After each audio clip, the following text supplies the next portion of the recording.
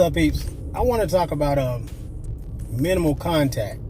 Talking about more in a practical sense, though, not the legal aspect, because I have to look the term up. And I mean, we know what it is. I like to start off when I use those terms. I like to read what the definition of the term, the legal definition of the terms are before I actually go in on it. But I'm also speaking on the practical sense of minimal contact. You know, not even considering the legal definition of it. A lot of times we like, you talk about the difference between the straw man and the living man. And it's kind of funny. I was just sitting here thinking about the fact that the estate, your estate, originally started. They created your estate when you were a baby, when you first born. Starting with the certificate of live birth. Now, by definition, of a live birth, the definition of a live birth is the complete extraction from a human conception. I'm paraphrasing, so I'm sure I probably won't get it completely right, but I'm on point. I'm close to it. The complete extraction from human conception of an I'm gonna say a baby because it didn't use the word baby in there, but it says I think it say an embryonic whatever. But anyway, basically showing form of life, showing life with a heartbeat, the moving limbs and the with the pumping of the heart, showing the heartbeat, showing life. And you got the pulsation of the umbilical cord and the placenta, the umbilical cord, and all that stuff working together is showing life. The baby, the umbilical cord, and the placenta all together, whether it's connected or not, it's all still considered by definition a live birth, which is how the birth certificate was created. It's a certificate of live birth, confirming that that's actually how it actually, basically, it's like a record of a birth, the birth of a live birth of an event. And we talk about minimal contact. That was actually the first minimal contact. That's actually the very first one. Because they took a part of you that actually died. It died later on. What was that I just saw on my damn warning? A part of you that actually died. And by your mother's consent, everything started with the mother's consent. Paperwork they put in place. They disposed of it however they chose to dispose of it at that time, rather for for studies, scientific studies or whatever, selling or whatever they chose to do with it. You got the mother gave consent for them to do those things, whatever they chose to do with it. But bottom line is that piece of property was given away. It was that part of you was given away. But slavery is illegal, so they're not. That's why you can look in any.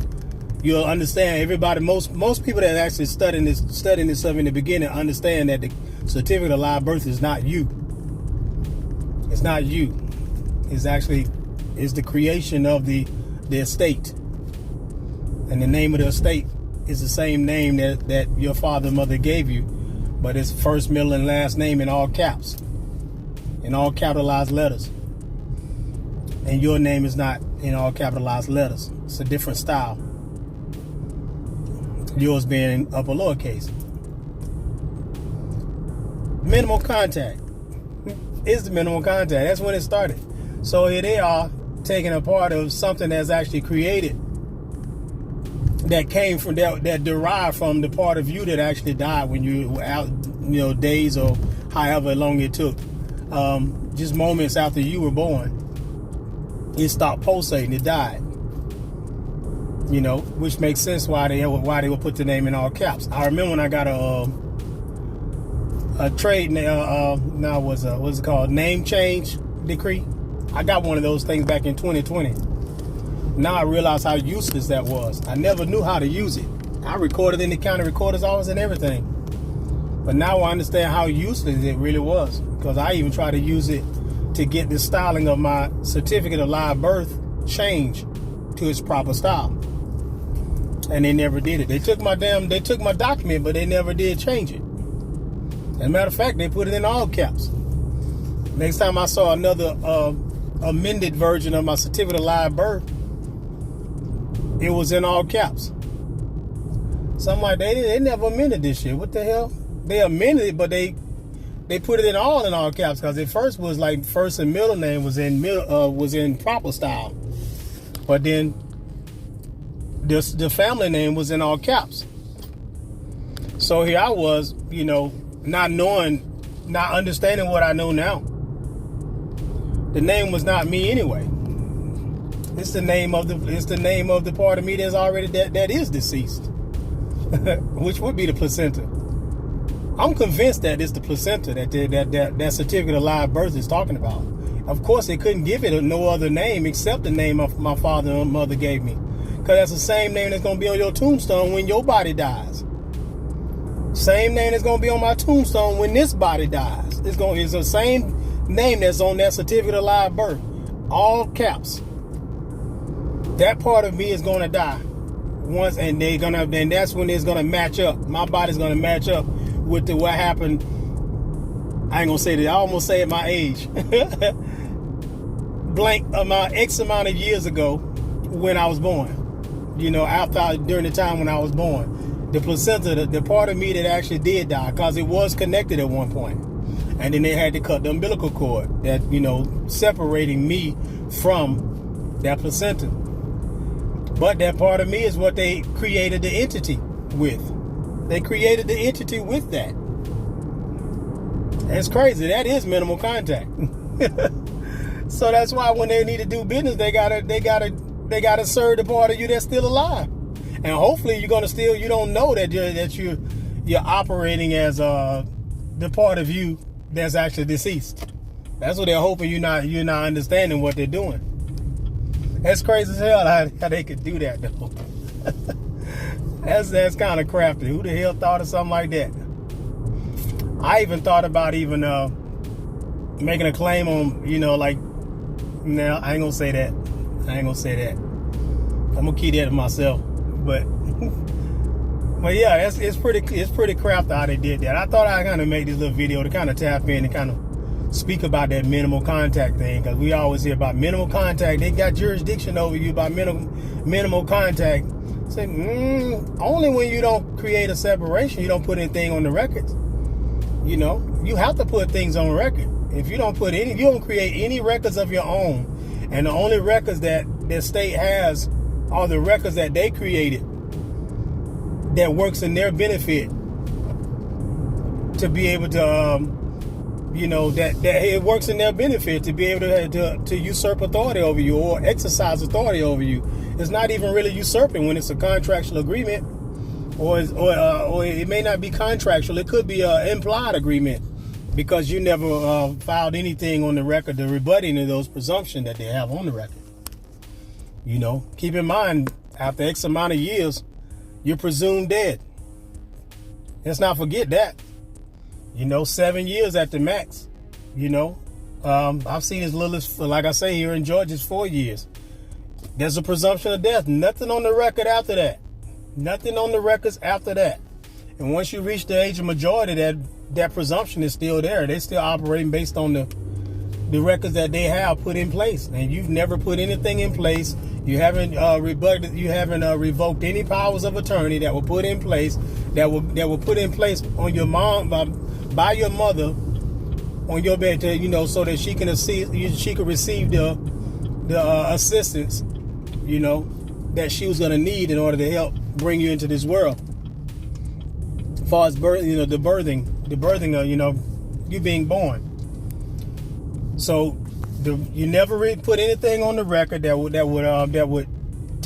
give you control over that. You never took control of the name in all caps. That's a business entity. You never took control of those things. It's a name that's your first business. That is your first business. And you're supposed to take control of it when you reach the age of majority. You never took control of that. You still operating as a taxpayer. Most people still using that Social Security number.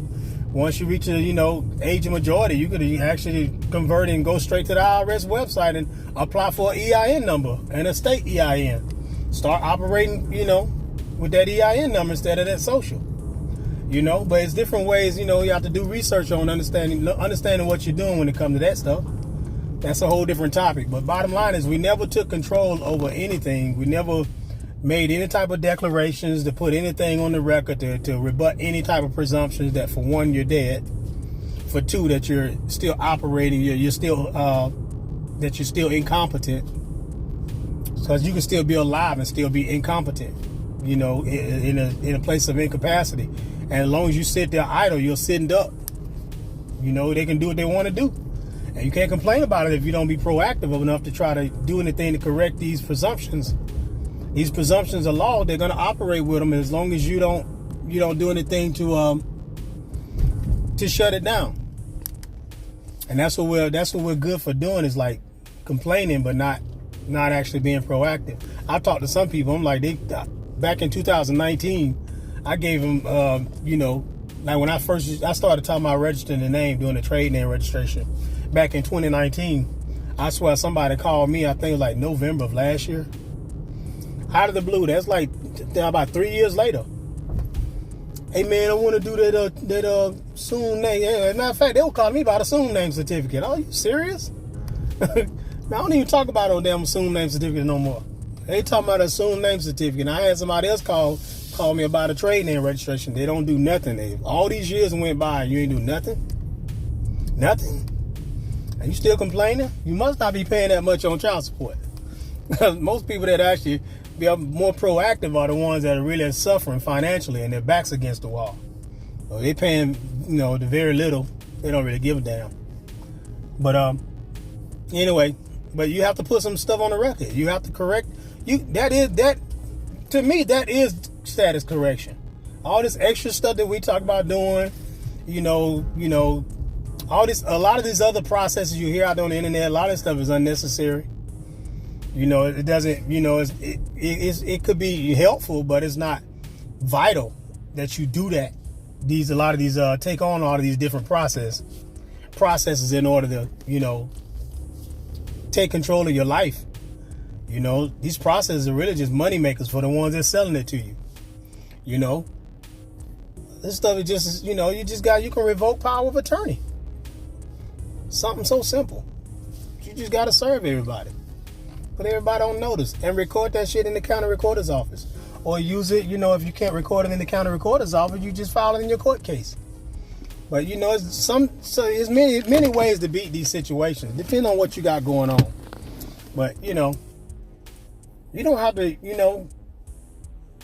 This minimal contact is what that's basically your failure to rebut any of these presumptions that we got going, that they have going on. They put in place when you were born, and they've been, acting in parents padre. They've been doing that ever since you've been born, and you've been deemed incapacitated ever since. And they don't have anything on the record to the contrary, and that's why they're able to exercise control. That's why it's like if you don't show up to court, they can enter in a default judgment on your behalf. Minimal contact, because that power of attorney is still in place. These different things are still in place. So they can do these things on your behalf. You ain't rebut nothing. Ain't served nobody nothing. That's how it goes. And so, but anyway, I'm gonna get on out this video. I just thought I'd kind of tap in with y'all and kind of hopefully that helps y'all out a little bit and stay encouraged. Hopefully y'all enjoying your holiday. I don't really celebrate holidays like that, but I don't mind taking advantage of opportunity to get some rest. Make some make some more videos, continue building what I'm trying to build. You know, that's what I'm a whole lot more focused than I've been in a long time. So a lot of times I'm in the house alone all day, just me and Dad taking care of him.